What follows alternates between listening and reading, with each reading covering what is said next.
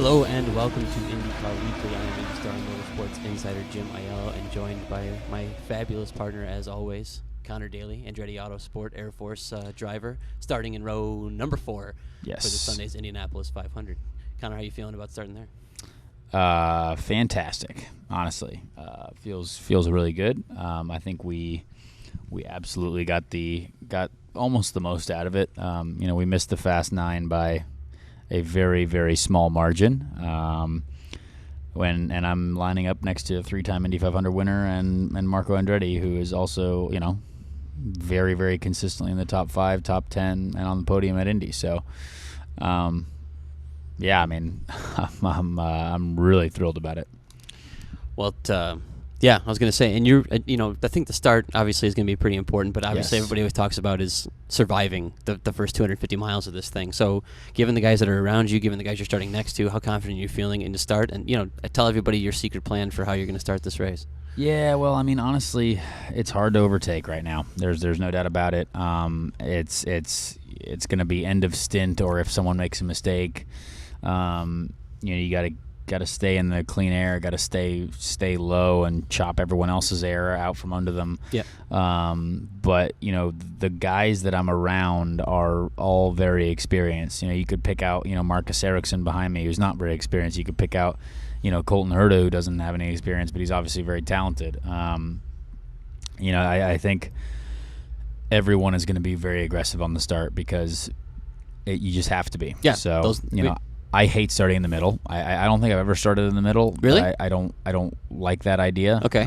Because I want to get to the outside as quick as possible and follow Rossi, because I know he's going to go hard to the outside. Is that a team plan? Will you guys because you have you got Marco to the inside of you? Yeah. Will there be a discussion? Do you think about what the three of you guys want to do? You can't really plan, but I know our car is fast. After working with Alex today, Alex and I were really the only, there weren't a lot of cars making serious progress when you're up with the fast guys, but Alex and I were making moves. So, Alex is pretty confident in his car right now. I've never seen him this confident. I don't know if that's just because we're actual teammates now, but no, he doesn't really talk to me much about it anymore. But he's I think he just feels really good about his car. What do you mean he doesn't talk to you much about it? Well, I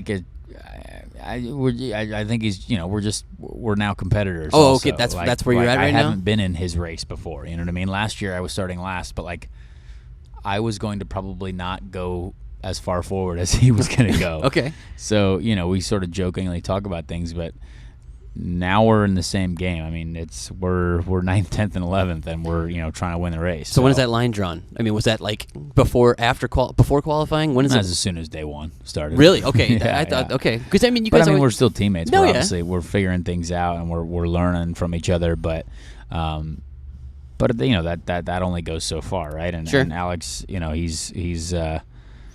he feels really good right now. I think he hates what happened at the Grand Prix, and he wants to win another Indy 500, obviously, because I think he wants to win the championship. Really, yeah. The Indy 500 is awesome, I think, but I know that he knows that it's the biggest boost for your championship chase as well. So 100 points. So yeah, I don't know. I obviously, if Alex and I are battling for the lead at some point, I think that would be awesome. Yeah. It's going to be really hard to beat the Chevys, really, really hard. Yeah. But I'm hoping we can, mechanically out-engineer the other teams and figure out the best way to have our cars last the longest on tires, and then see what happens. Okay. I completely failed as my job of host to talk about what we were going to be talking about. So that's all right. Just so you know, not you, Conor. People listening, we're talking to Conor about where his Indy 500. We're going to talk, of course, about the drama of Sunday qualifying, and then we'll get into.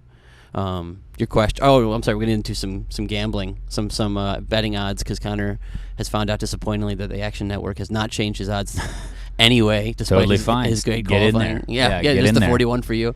And then we were P1 on Fast Friday, and then qualified 11th, so no odds. What else? Change I was going to say, what are they looking for? I don't know. What's he trying to do here? And then we'll end with a few of your questions. I appreciate everybody getting them in quickly. I kind of sprung it on people late here because I think, Conor, are you tired? It's been a long couple of weeks.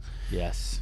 It's So where are you headed off to on the media tour? I get to go to beautiful Dayton. Dayton, okay. Beautiful Dayton. There's an Air Force base there, obviously, or something Air Force-y there. So we're going to go celebrate and do Air Force type things and do media stuff. My mother went to school at Dayton, so there you go. I think you'll enjoy that. Dayton. No, I actually haven't been, so That's all right.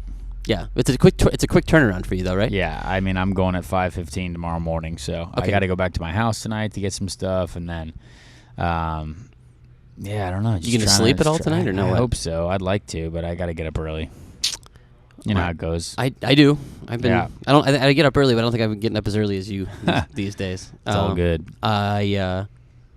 Real quick question for you that I want to add, because I think a lot of people have been on Twitter. I posted where you guys were all going because we got that little media alert. Oh yeah, and everybody was real upset that no one's going to the West Coast.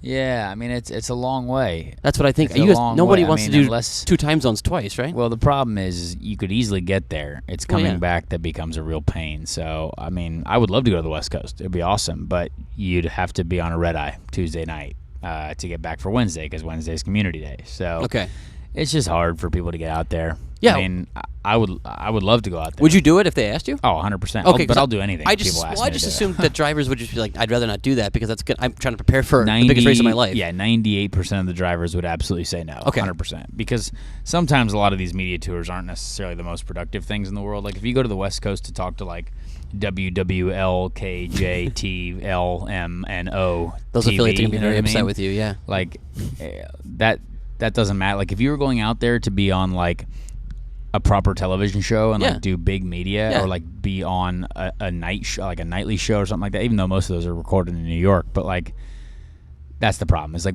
if it was big enough media, it would be tempting for us. But like if it's just the same local radio that we always do, then that's why drivers hate it, because we want to try and get out there to bigger networks instead of just the same stuff. You know what I mean? Yeah. So I mean, obviously, I'm not trying to bash Dayton here at all, but it's a smaller market. But for you, it's the Midwest, though. It's a Midwest. That's great, and it's a smaller market. But for you, is it good that you could kind of engage your?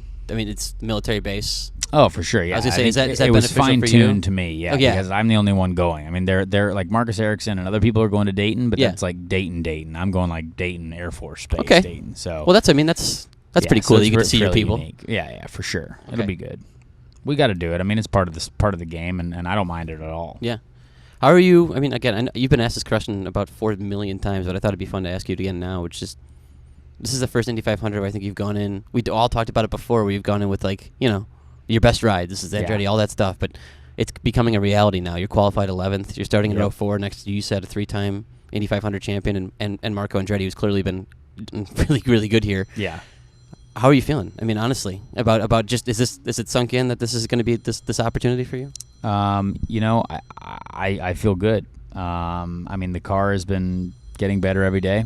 We can't complain about the stuff that we're trying to do. We're working on it every day, and even today was super positive. Just the conditions were they rope you into feeling good, and you got to ignore that because it's going to be hotter. 20 degrees hotter in the race. Exactly. Yeah. Hey, we're in the media center and there's phones ringing. There's phones going off. Sorry about that. I don't know who's we're doing this. I mean, we should have promoted this live from the IMS Media Center. Whose phone is on loud? I think it's Mark Robinson in the media center. Anyway, Mark Robinson of IndyCar. But yeah, I think angry emails. I think we're close. We're close. I mean, Alex and I today we're doing a lot, and it was really good to actually be out there with people that like you're going to be competing against, like people that like we were out there with the Penske cars, we were out there with with our teammates, and that's really good. So we got to try and be there more often. We got to try and be with those guys and see what it's like. We got to try and room with them every day that we can, because that's going to be our competition. We want to be racing at the front. We want to be driving at the front. And hopefully we can do that. I'm impressed with your focus through all that ringing. This is the dumbest thing ever. Like, are you kidding me? I can't. I was trying to listen to you. Hey, I really Mark, will you throw that phone outside or something? Sorry. Oh, it's George. It was George's phone. I thought it was Mark. Sorry, Mark. Yikes. Okay. Right. Okay. This is what happens in your podcast life. I know. I'm sorry. I just can't. It's fine. We're this not happens. in the studio. No. It's not you. It's others. Okay. Well, but anyway, the car feels good. Super pumped about it. Good. It's just going to be an interesting race. But I'm so happy that like I have to work less hard to get to the front. Yeah. There's only there's not many guys in front of me. 10 cars ahead of you. Instead of how it's normally been. I mean, last year I was 33rd. So This is going to be a day where we want to just stay consistently in the top 10 and just ride it out and just see what happens when you're ready for the last 25 laps. All right, good. Well, I'm glad we got your take on this. Let's go back a day. Let's go back to Sunday because I want to know what you were chasing sponsors. I know you talked about right before we did that Facebook Live, but then I saw you on track. You were there watching it all unfold. What was it like? I mean, for you watching all of that on Sunday? It was awesome. I mean, I think qualifying was so exciting. There were so many things going on. Even Saturday, we thankfully, did our healthy run, got in there. Yeah, you were pretty comfortable the whole day. Yeah, but I was really upset after our first run because we didn't nail it. I mean, the balance was just a little bit off, and when it's a little bit off, you're screwed. We had some brake drag as well, which didn't help us. But by the time we did that next run, the car we nailed the car. It was nice and free. It was loose, but loose is fast. So right. So that was perfect. But then just to see everyone, the hecticness, it was like actual bump day. It was like people were going home that day because it was so important to make sure that you didn't have to compete on the Sunday. Right. And it was wild. It was just great to see, I think. Yeah. And then Sunday, obviously, it was just one run, and it's man, I was just sitting in pit lane, and all of us, me and Marco, were dude, this is crazy. Well, you guys were all out there. I thought that was awesome. Yeah, you weren't even. You couldn't. I like that you guys were out there soaking it in. Oh, absolutely. Because there were some people who watched it back in the bus or whatever. No, that's. I mean, you had to be out. I mean, I had a lot of friends. Kyle Kaiser, that whole Juncos team. I'm really close to Ricky, and all the guys there. And and honestly, I've been talking to Fernando a lot. I mean, I was Fernando. I was there, shook his hand before his run. I said, hey man, just have fun, go for it. And I mean, it's just I wanted to watch that and see how that worked out. And it's geez, it was just crazy to be out there and just see people crying and emotion. I mean, it's just it's just so cool to see it. This race is so big. It's so massive still to make it, and obviously, the world nearly cracked in half because a certain driver didn't make it. You know what I mean? And that's. But that's the crazy part about this whole month of May. Everyone was hey, what if Alonso doesn't make it? This was 3 weeks ago. Right. Nah, it'll be fine. But it's it was literally, and the fact that it was so close too. It's not like Kyle Kaiser was a mile an hour up in the safe.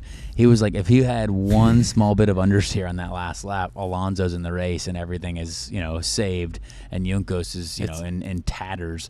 But now they're in the race, and the sponsors are coming assuredly. Well, hopefully, I hope. I mean, sponsors rarely come, but hopefully they can. I mean, they were everywhere. That story was everywhere. But by the way, to your point, 0.019 miles per hour. Yeah, I mean, that's how much I missed the Fast 9 by, but yeah. Was it really? Less than 2,000th of a second? 0.018, I think. Oh, my gosh. Yeah, whatever. It's fine. That's not quite the heartbreak of Fernando. I'm just going to tell you now. Not quite at all. So did you talk to him? Did you send him a message after? Yeah, I did. What'd you say? I sent him a message. I'll read it to you straight from my DMs. This is why we love having you. I said, Fernando, man, I hate to see what happened to you guys this month. Hope you'll be back in the future. Incredible effort despite all the setbacks. I know what it's like to drive a difficult car. It was good chatting with you this week, and mad respect for dealing with all the media you had to face. And so he sent me a nice response, and at the end he said, keep those teeth up in the front of the race. We'll support from the TV. I honestly, even before the qualifying run, the guy had a smile on his face. I know. I went up to him, and he's like, hey, and I was like, just go out there and have a good time. I think when he was sitting in the car and he was away from everyone else and he was just ready to go, I think he enjoyed the drama of it all, but I don't think you want to have that. No. I mean, you obviously want to be the guy who is, ready to win a race. He's not here to just qualify. He's here to try and win the Triple Crown. Yeah. And clearly they were off by about 1,000,000 miles on doing that. But you have to start somewhere, and you know what? It'll be a great story if they come back fully organized and ready to go next year. I mean, I think all of us want McLaren to come back and be competitive and be up there and be a full-time team. I agree. Not just a one-time team. But the only part that makes me nervous is I really hope it doesn't shake the funding of the team or the people that are there, because I think this is hard. It's not easy, and I think they're getting better in Formula One, little by little, which is great. They're scoring some points here and there, but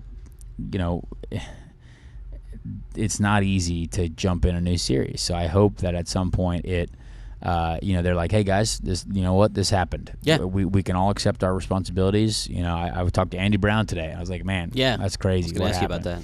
And I love Andy Brown, and he's like, we just weren't ready. and that happens. So, I do hope to see them back very, very in the very near future. I would love to see them in a race before the end of the year. Yeah. You know what I mean? Like saying, hey, we messed up. We're here to already get things in motion, even if it's a road course race, right? Like just get in the game. Yeah, just get in, get this feel the systems out, and see what happens. I'd like to see them come back. Like I said, I'm not an impartial do person. Pocono or something. Yeah, you know what I mean? do that, but then come back for the full season and get, because I think Yeah. a lot of the problem part of the problem they had was this organizational, don't really know who's in charge, who's making the fixes, who's doing what. Yeah. You come for the first 4 or 5 races of the year, those things get sorted out. Obviously, Yeah. then there's no ovals, but you at least sort out the organization. Yeah. Like, you learn who's doing what and who's supposed to bring the wheel. And Yeah. we saw, again, I don't know if we're talking about this, the night that Jenna Fryer wrote a story on for the Associated Press, really great story. She talked to Zach Brown.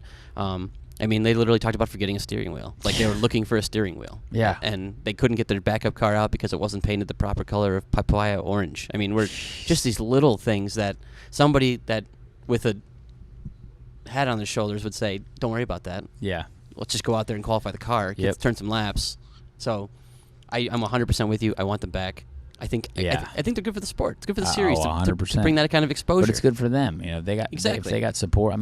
They raised so much money for this race. my It's gosh. like, guys, you could do a season's worth for the amount of partners you had on that car. You know what I mean? If there are people who are willing to support you doing this, you should probably do it more. Yeah. And that'd be great. So I think, I think there's obviously things to be done, but it's just it's hard to watch. You just feel so like, oh my gosh, like we hope this doesn't kill our ratings. We hope that it's still really popular. You know what I mean? But Fernando's a big boost for our sport. You know what I mean? But they tried everything they could, and I hope they come back. They tried everything they could. We talked about this yesterday in the thing. They literally went to teams. I talked to Zach Brown just a little bit ago. He said, we have a friendly paddock here. I talked to multiple teams trying to get help, which criticize them if you want or whatever. But to be fair, at least they were trying everything they could to get this thing in the show. I do agree. I think there was a lot of good things that they were trying to do, but it still makes for a wild. So they had people freaking filming a Netflix special for like the whole time. I think there's some sort of Netflix deal like that they had going, or some sort of TV deal. Is that canceled now? I don't know. How does that work? You know what I mean? It's like, oh shoot, like they had so many film crews around Alonso. I was like, man, I bet there's some sort of Hulu something Netflix special coming. Then it's like, well, does that still happen? I don't know. You know what I mean? Is it like now a 2-part series where he comes back next year? I hope so. I hope so too. There were Gilles DeFerrin and Zach Brown and a bunch of guys came out yesterday and said, hey, we're not trying to buy McLaren back in, which I think is the right thing to do. And Alonso wouldn't want to do that. But there were rumors that came out this morning about, well, we definitely explored the idea of putting Alonso in a separate car, like not a McLaren car. Yeah. So like I said, I think it's my responsibility to ask you as a one-off driver. Did you get any phone calls this morning? No. Did any of those conversations? No. Because I did. I talked to some other one-off people, and they were in teams that were partial rides, and they said there were phone calls. Really, that's interesting. Just exploratory things. Exploratory. But again, it would have to be life-changing. Right. Like I said about my ride last year. It's got to be something to where it's like, hey, it's got to literally pick you up and put you in a new position. Right. Because the Indy 500 could do that to you. I don't think. Yeah, and I think there's a report that Jenna had was saying that Fernando, once he found out he'd be taking another driver out of the series. I don't think that's the kind of guy he is. I just don't think he'd feel okay about it. Yeah, I think Fernando is a very respectable human being. I have a lot of respect for how he's treated this whole scenario, because he's being pulled in so many different directions. All the media here, everyone wants to talk to him. Everyone wants his autograph. You saw him get chased on Saturday? It's cool. What? You see him get chased on Saturday? Yeah, I saw him get chased. And That's it's craziness. like, hey, let the guy breathe a little bit. He's going to be here all month. You don't need to hear exactly what everything he's got to say every moment of the day. You know what I mean? I think it's cool that he's doing press conferences every day. Heck, he was in the same press conference as me on Fast Friday. But I was like, why? Like, yeah, it's cool that he's here, and I think we want to hear what he has to say, because I think it's interesting. Sure. But let the guy live a little bit. You know what I mean? Let the guy breathe. He's trying to work on his race car. You know what I mean? And we don't need to hear what every lap feels like. You know what I mean? We all want to, because we think it's interesting, and he might say something that might create a headline, because that's what everyone wants. But let the guy live a little bit. I think that would be something that I think people should really think about. I agree, and I think you're right, and I think To be honest with you, I think you give him credit for handling it all about as well as he did. But I was thinking, the way your relationship, I think he really does. Even, he has a genuine respect for you guys and what you do, because I was talking to even the guys from McLaren that were kind of new to this. This is craziness. Oh yeah. I mean, I remember Jack Harvey came off the track the other day after qualifying and said, "I never want to do that again." And obviously he will. But that's how scary it is. And I think Fernando has a respect for all you guys for what you do, and he does it too, obviously. Yeah. But I think that's that guy cool. was driving his balls off. I saw the was looking at his camera? in-car every time. I'm like, man, this guy is driving this thing, and most people would not be able to do that. So it does. It goes to show you how very talented he really is, and that's why he almost won the thing the first time he came and did it. And he was in a very good car, obviously. I understand that now.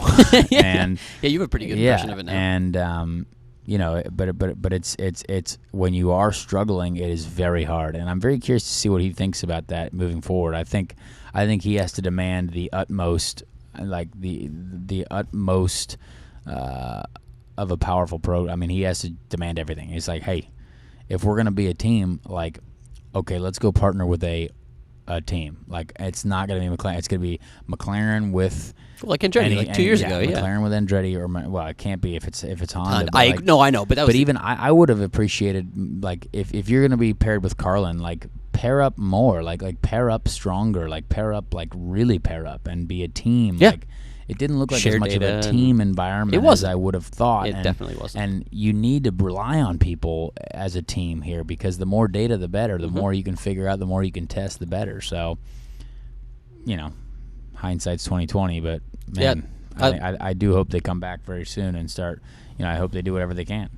We'll leave it. I want to say that Zach Brown said yesterday that he has regrets. He wishes he would have done this a little bit differently. He's still doing the kind of the postmortem on that, but let's leave that there for now. There's plenty to talk. We'll talk about. I gotta go soon. I want to. Well, I want to ask you. I know, but let me before we get into gambling really quickly. I want to just ask you about, because I think they are the biggest story, and they are your friends, and Ricardo Juncos and what they did yesterday. Stuff. Kyle Kaiser. Let me ask you first on that last lap when he was trying to knock. Did you think he had it? I don't know.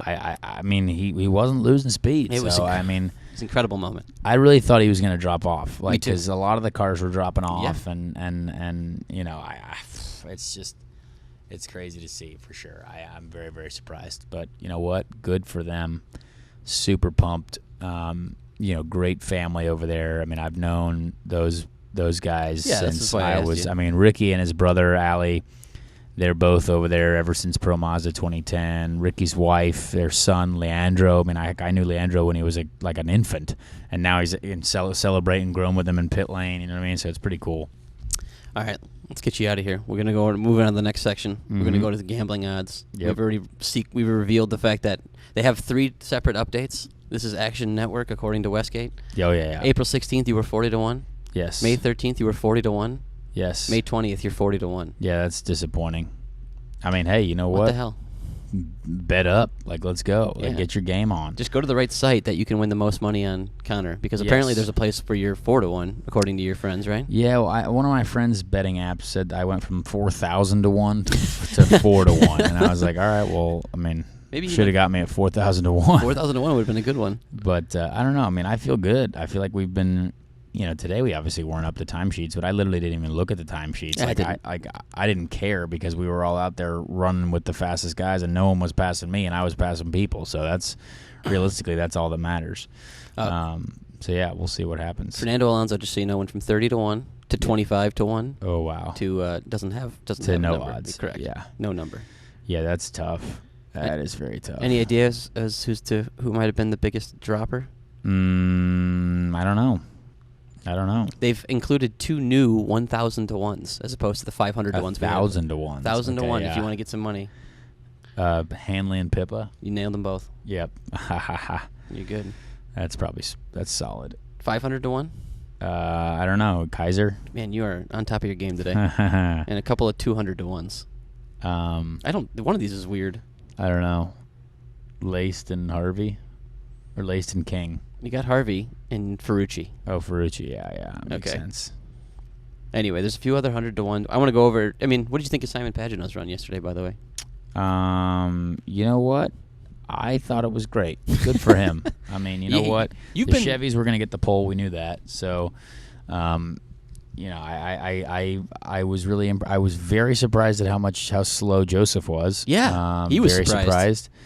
I think there was a reason why, but I don't really know. And then, you know, Ed, we just thought, there we go. Ed's going to get another pole, and Simon hung it out there. So, you know, good for him. That's yeah. Well, I only reason I ask you is because you've been kind of every time I bring up the Simon Pageant rumors, you kind of just go, don't. I think he's stop doing good. Yeah, I think he's working away. Then he wins the GP, then he wins the pole. Yeah. Roger comes out and says, you know, he's my guy. He's out here living. Yeah. Yeah. I just wanted you to take a little bit of a bow. Yeah, because I think everybody else was kind of panicking. I may look panicking dumb, but now. You what? I said I may look dumb, but I think he's in a good spot. All right, your teammates. You come in ahead of a couple of your teammates. Ryan Hunter-Reay is 20-1. Can you tell anybody about what might be? I mean, this is weird to see Ryan down to 22. Yeah, Ryan's struggling. I think they would have improved had they got a chance to go out again. That was the big thing is. They went out when the conditions were really bad on their first run, and by the time you get the engines cooled down, they didn't have enough time to make a second run because no one could go out in lane 2. So I do think they would have improved. How much, I do not know. Okay. But even today, you know, again, I'm not sure how they feel. I think there's a certain – when you have a car that has a certain amount of speed, you know, I think – sometimes you're just stuck with it, and sometimes you're lucky. And like right now, I have a good car, and it's getting all ripped apart and taken apart right now. So hopefully, when it goes back together, it's the same. I don't know, Your man. baby being ripped I apart. don't know. I think it's so good. I would have left it sit all this week, but they got to go through everything and make sure it's all race ready. Well, tell me. I mean, is there anybody in this Fast 9? I can tell you what their odds are when we get in a sec. But is there anybody in this Fast 9 that caught you by surprise? Colton's run at 5. I thought that was pretty incredible. I mean, yeah. I mean, his car and his whole life is great right now, so you know we're not surprised at all. But we also don't get it. Yeah, I asked you about this at the GP, and I said, you know, he's obviously running circles around the Andretti guys. Well, and the thing is too, it's you know he's supposed to have the same stuff as we do, right? And that's, like I look at what Alexander Rossi's doing here, and I'm like, boy, if you're out driving Alexander Rossi here, that's really impressive, and I don't know. It's hey, the kid's doing a good job. Don't get me wrong. Well, let's talk not the kid. Is there something Nathan's doing that's something that I think Nathan is very good. Nathan O'Rourke, by the way, Nathan O'Rourke is very, very good, and I think they're both a really good team. Okay. So when you have a good driver with a good engineer, and they really sync up quite well, it's hard to beat them. So you know, I think we're all just jealous. Okay. But it is wild to see how fast he is, and just going out there and just doing it easy. I mean, looks easy all the time, and you know, it's wild to think about. But hey, you know, good for them. Yeah, I mean, it is catching me by surprise that car is showing the pace that it is. Not that they're fast, but that they're faster than, like you said, Alex and Ryan and Everyone. you and Marco and I mean all the Hondas. They're the fastest Honda right now, right? Yeah. I mean, and again, you talk about a guy who knows to get around this place. Sebastian Bourdais knows how to get around this place, and he's faster than Seb, who's starting 7th. Mm-hmm. Yeah, it's really interesting to see. Is there? I mean, I know you can't reveal too many state secrets, but is there frustration level in Andretti? Oh, for sure. I mean, just that you're seeing that you got same equipment, and these guys. I mean, you guys got to be thinking, what the hell's going on? There is, yeah, but it is what it is, you know. Yeah, we just gotta figure out how we can be better. That's it. I think race experience is going to help Alex and I. Okay. Rookies at Indy, it's tough. I mean, Alex obviously was a rookie at Indy, and he won. Yeah. And Colton certainly got potential. It can't to do happen. That. Yeah. But this race throws a lot at you, so I'm curious to see how it all goes. Colton Herta, I'm gonna try to find his number real quick. He went from 60-1 to 25-1 to 12-1. You betting on Colton Herta at 12-1? Is that not good enough number yet? It's a solid number. Okay. I mean, he's been, you know, he's the golden boy right now, so might as well load up. Ed Jones is only up to 20-1, starting 4th. Doesn't surprise me. Why is that? I mean, he's been. You said yesterday. You told me he's got the fastest car. Because he's clearly got the fastest car. So why isn't he? And if he can't make it happen, then you know it is what it is. Okay, so you're saying the guy did 231 miles an hour yesterday by himself, or two days ago. So why isn't he? Can't repeat that. Yeah, why isn't he on pole? I don't know. Okay. I don't know. I like when you play coy sometimes. It doesn't happen often. Yeah. Hinch, by the way, was one of the biggest fallers, down to 40 to 1. What did you think of that? Obviously, you're a friend of him going through that. Were you just as relieved as he was to Yeah, I mean, they're in, and that's all that matters. So that's just good for him. I'm just happy for him.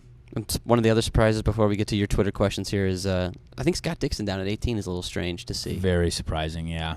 Yeah, I mean, he looks good in traffic, though. I think he worked a lot on traffic stuff this week. Like, because whenever I saw him out on track, he was working on race running. He had a good day today, I think. Yeah. Well, I mean, I was doing 2:28.5, and then so you someone can't pulled judge. in the pits right in front of me. So like, everyone had a big lap going at some point. It was going to take P1. So just happened. It just mattered if you got lucky or not. So you think he's going to be able to work? One of the guys that might be able to work his way through the field. I mean, I know you said there's probably not going to be a lot of passing. It's hard to pass. So he's got to go through a lot of people, a lot of good people. So who knows? What's a fun? Can we play a game where you say what's like the row of death? What row would you not want to be in here with some kind of crazy, maybe some drivers that would be 3 British people: Jack Harvey, Jordan King, Ben Hanley. That is row 9. Sounds like a wildly British row. Yeah. Or I don't know. You're not still having your European drivers taking your realistically, dream? Ericsson, Sato, and Davison right behind me. I mean, those are a couple loose cannons. I mean, Marcus hit the wall today. Yes, he did. And but James, he's a rookie, and Sato, he's a wild man, and Davison, he'll let it rip. Not many people enjoyed racing with him in the past. But I had a lot of battles with him this week on track and practice, and he was fine. He'd win the award. But he's super aggressive because this is his only shot. Nothing like to lose, mine, right? So yeah, you got to do it. He'd win the award for least popular driver in the paddock. I don't know. I don't think so. Really? Who knows? I'm not a judge of that. Okay. I think he's fine. I'm not saying you don't like him. I'm just saying there's other people in the paddock who don't. Yeah, maybe. I don't know. You're getting all shy on me. All right. Well, I gotta go, Harrison. I'm tired. All right. Couple quarter questions, and we'll get you out of here. Ready? I haven't eaten since 10 a.m. and it's 7 p.m. right now. Oh my gosh. All right. Do you want to do like 2? Let's do them. Yeah. 2 quick. Oh, because I think there's already my spotter's trying to talk to me too about today, debrief and all that stuff. Dave Barr at Dave A Barr. Yeah. Which would be more able to successfully adjust? Indy driver to F1 or F1 to IndyCar? Does this past weekend give us a truer answer with Alonso McLaren not qualifying? Well, I think the answer, no, the question there is it easier to teach a road course driver how to drive on an oval or an oval driver drive on a road? Because like F1 or IndyCar, the best guys in F1 are going to do the same as they would do over here as the best guys in IndyCar would do over there. Like it's F1, it doesn't matter because each team is different. So if you put Scott Dixon on the Sauber team, he's not going to win. He's going to finish, But if you put Lewis Hamilton in the McLaren situation this year, probably would have been the same thing as Fernando. Yep. I mean, like literally that's how it is. Like Lewis Hamilton, current 4-time world champion, big player in the game, but when you're at this level of there's so many very good drivers in IndyCar and very good drivers in Formula One, we can all do the same thing. I didn't just remember how to drive this year. Yeah, I qualified last year and looked like a gypsy. But guess what? I'm the same driver as the driver who was P1 on Fast Friday and qualified 11th now right in the race. You know what I mean? So like drivers don't forget how to drive, but like the fans often think that they do for some reason, or like there's something that's like it's all in the driver's hands. It's not. Well, maybe Fernando not qualifying will bring some light to that because I don't think anybody thinks Fernando lost his talent. No, of course not. But people are too close-minded to like open up and say other people. Oh, maybe there's like other things. Well, that's what I'm saying. You don't think they would attribute? They don't think they would go back and go maybe Conor Daly's in the same situation. I am the same driver who qualified last year, and now I am 11th, and like I happy every day. You injected yourself with talent, right? Exactly. It's just congratulations. It's insane. Okay. Quickly, this is an interesting question. A lot of people have been asking. Sean Olmstead at Wild Arms 007. What do you think is causing the cars that have had crashes to live up in the air so much? A lot of cars have been catching air. Well, I mean, the floors are so big. Okay. But they haven't flipped because of the safety holes that have been designed. So they're doing the right thing. You know what I mean? If they go up in the air like that, you've seen Pato and Hinch do the same. Yeah. I mean, like it's better than flipping. Yep. Catapulting down the straight. So I'm totally fine with that. I think IndyCar's done a good job with that. Okay. Each time Michael Andretti's seen that, he's like, "Oh, well, they work. The holes work." There was a couple times where I think like Pato was almost on the other end of flipping, and then it came back. Yeah, which it was fine. All right, but it's just because we're going so fast. I mean, air gets under something and it catches it like a parachute. Last question. Corey Long, 5 from the 6. Here's mine. Do you guys think there's too little practice between qualifying and the race? It seemed like 2 hours today and an hour and a half on Friday is very little if someone happens to wreck in qualifying. You want more time? Yeah, I mean, I would like more time. I mean, today should have been 5 hours, you know what I mean? But, it is what it is. So we just got to deal with it. All right, Conor. Well, I appreciate you taking some time. Yeah, no worries. I think Marshall Pruitt's bringing you over a T-shirt. Oh, lovely. Very excited about it. It has the fine chemical smells from Canada, but it's lovely. As someone who's been on my podcast and clearly graduated to something better with Jim, just a little token of appreciation here with a T-shirt. Hey, I love that. It's a big podcast association up here in the media center. I was on the podcast with Marshall earlier, That's so very it's all just intermingling. I love it. Podcasting. All right. Thank you Conor, guys for I have a listening. Snickers in my bag. Do you want that? No, it's okay. You sure? I gotta go pick up someone who's waiting on me outside. It's my and safety then- Snickers. And I'm yawning. You are. I know So- you're tired, and like I said, I really appreciate it. And I think for me, and like I said, I don't play favorites, obviously, in IndyCar or in covering the sport, but I think all the IndyCar Weekly listeners wish you good luck. I appreciate that. We'll talk to you after the race. Yeah, we will. Hopefully, have some fun things to talk about. I hope so, too. We'll see. All right. Fingers and toes crossed. I think I'm going to try to end this better than this is the end, like I did last Okay. time. So thank you for joining us, Conor. Thank you for joining us, IndyCar Weekly listeners. And come back and join us again after the 103rd running of the Indianapolis 500. We'll talk about it.